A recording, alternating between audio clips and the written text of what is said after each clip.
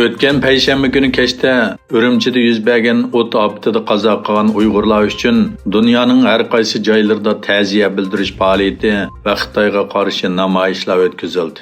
Amerika, Yaponiya va Avstraliya, shundaqla Gollandiya va Germaniya qatorliq Yevropa davlatlaridagi Uyg'urlar va kishilik huquq tashkilotlari turli ta'ziya bildirish faoliyati o'tkazdi. Namoyishchilar qazo qilganlarga ta'ziya bildirish bilan birga Xitoy doiralarining atalmish nol Covid siyosatini va Uyg'urlarga yurgizayotgan irqiy qirg'inchiligini tanqid qildi. O't ofati yuz berganda binolar va uylarning eshiklari karantina nomida taqib etilgan bo'lg'achqa kishilar uylaridan chiqolmagan. Shundaqla o't o'chirish xodimlari vaqtida tadbir qo'llanolmay nurg'un kishining o'limiga sabab bo'lgan edi. 27 noyabr kuni kechda Sharq Turkistondagi eng chong po'lat tavlash bazasi bo'lgan Urumchidagi Bagang, ya'ni 1-avgust po'lat temir zavodiga o't ketgan. Xitoy taratqullarining xabar qilishicha, o't ofati 27 noyabr kech soat 9 da Bagang po'lat temir zavodining bir po'lat eritish qozonida yuz bergan portlatishdan kelib chiqqan. Xinjiang gazetining xabarida vaqada hech qanday odam chiqim bo'lmaganligi, portlashning uskunlari kashila sababli kelib chiqqanligi, navbatda ishlab chiqarishning tartiblik asliga kelayotganligini bildirgan. Lekin bu voqeaning 24 noyabr kuni Urumchi xalqaro cho'ng bozori yanidagi Uyg'urlar o'ltirishliq bir binoda yuz bergan o't ofatining orqasidan yuz berishi fuqarolarda qattiq andish paydo qilgan. Xitoy chekidan oshgan karantina tadbirlariga qarshi boshlangan namoyishlar hukumatga qarshi isyonga aylanishga boshladi. Urumchidagi bir o'ltiraq rayonida yuz bergan va doiralarning cheklamalari sababli nurg'un Uyg'urning o'lishiga sabab bo'lgan o't ofatidan keyin boshlangan namoyishlar Xitoy poytaxti Beijing va pul muomala markazlari Shanxayga kengaydi.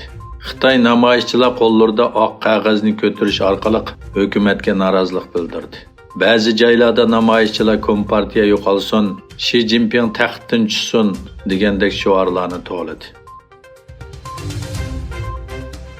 Kanada hukumati kelgusi 3 yilda 1,5 million ko'chman qabul qiladiganligini e'lon qildi. Xabar qilinishicha, Kanada hukumati 2025 yilgacha 1,5 million doimli aholilarni kutilish uchun bir yo'l xaritasi tayyorlagan. Hukumat sog'liqni saqlash va uchur texnikasi qatorliq yuqori mahoratli kasblarda emgak kuchi yetishmaslik masalasi borligini bildirgan. Kanadaning eng yangi sonliq ma'lumotlarda ko'rsatilishicha, bu yil avgustda 958 ming emgak kuchi ehtiyoji bor ekan. Yana bir tarafdan bu davlatda 1 million kishi ishsiz ekan. Xitoyda yaqinqi 24 soat ichida 40,347 yangi Xitoy virusi yuqumlanguvchisi bayqalgandan keyin kundalik yuqumlanguvchi soni tunji qitim 40 mingdan oshib yangi rekord yaratdi.